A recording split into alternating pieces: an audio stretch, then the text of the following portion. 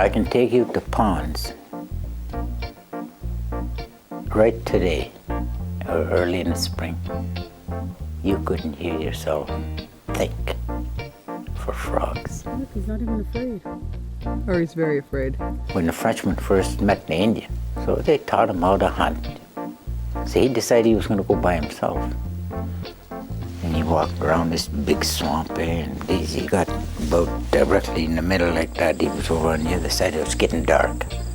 He decided, well, I am going to walk across this damn swamp. It can't be that deep. And he started to walk, and all that water up to here. You hear this little frog, too deep, too deep, too deep. And then water getting up to here, you know.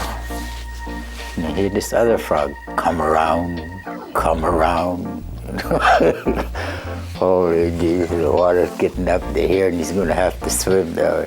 And then the other frog had to kill him, kill him, kill him. Did you ever hear those frogs like that? That's what they sound like. Now this spring, I started to hear frogs again making noise. You know, and I said, hey, this is a good sign.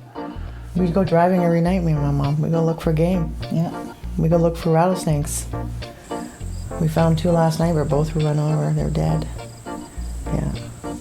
I report them. We call them in and let them know the species service program. And starting off a project like this, it's very important to have local expertise. So tying the traditional knowledge of the area, of where they see snakes and when they see it in these specific areas was very important in finding all these snakes to actually figure out a way to track them. With Speedy, we found it in the middle of Janice's front yard, and then it's moved probably like 1.5 kilometers down here. There was a lot of rattlers down at my house, probably because we're the first in line between the first house, like between the bay. They always come from the bay up this way, so. People have their home range where they hang out, and the snakes have their home ranges where they hang out. The turtles have their home ranges where they hang out, and they all overlap, but not necessarily, you know, just because you see a snake once doesn't mean it's going to be under your front porch the whole time. What it does mean is that you and the snake now share just a similar route for at least a very short period of time. There's different sizes of rattlesnakes around. I don't know if they're, if it's where they grow, if it's where they're living, you know, they makes them like that. But I've seen short chubby ones here. Birds live here, squirrels live here, I live here, snakes live here. We're all the same. And it's very refreshing to work in an area where it's such widespread acceptance that snakes are, of the fact that snakes are a natural part of the ecosystem. So it's so rare to find a community that just is so on board with the conservation of reptiles in general. Most people like turtles, but you know, most people don't like snakes. So it's very refreshing to work here. The odd time I stop, I see a little turtle there. Grab him, take him to the other side of the road where he's going. I stop, I want to grab him, put him on the other side to where he was going. This guy that was behind us, that was coming, he ran right over the turtle. I was standing ready to pick it up. Gee, I thought that was bad. Crushed him. I don't know what the heck, maybe you like to hear that when they crack the shell or whatever they do. You don't try to avoid them. Some of them people don't. You just like to crush them. Ooh, poor little things. These guys are super secretive, and most people, unless you're specifically looking for them, you're not going to find one. And it's because these snakes, their main defense isn't that rattle. It's not their venom. It's not anything like that.